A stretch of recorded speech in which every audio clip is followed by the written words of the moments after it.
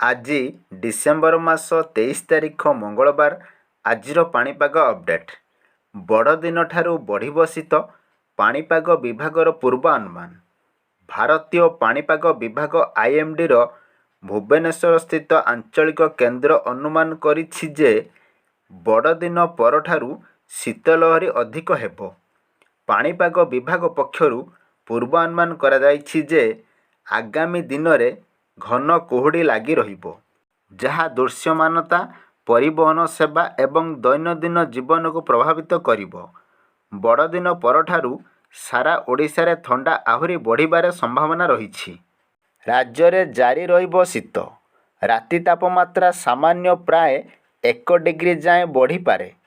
December 25 ତାରିଖରୁ ରାଜ୍ୟରେ ଶୀତର ପ୍ରକୋପ ବୃଦ୍ଧି ସମ୍ଭାବନା।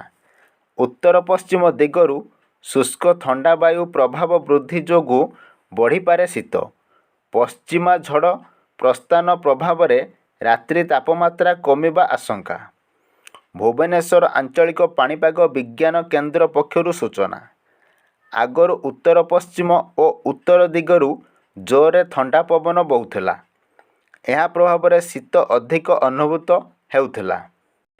ଏବେ ପବନର ବେଗ ସାମାନ୍ୟ କମିପାରେ, କିନ୍ତୁ ଶୀତର ପ୍ରକୋପର ବେଶୀ ପରିବର୍ତ୍ତନ ଆସିବନି। ଏହା ଜାରି ରହିବ। 30 ତାରିଖ ବେଳକୁ କିଛି ସ୍ଥାନରେ ଅଧିକ ଶୀତ ହେବନି ଓ ପାଗ ଆରାମଦାୟକ ରହିବ। ସୁଆ ପରିବେଶ ଓ ଜଳବାୟୁ କେନ୍ଦ୍ର ନିର୍ଦ୍ଦେଶକ ଡକ୍ଟର ଶରତ ସାହୁ ଏହି ଆକଳନ କରି କହିଛନ୍ତି।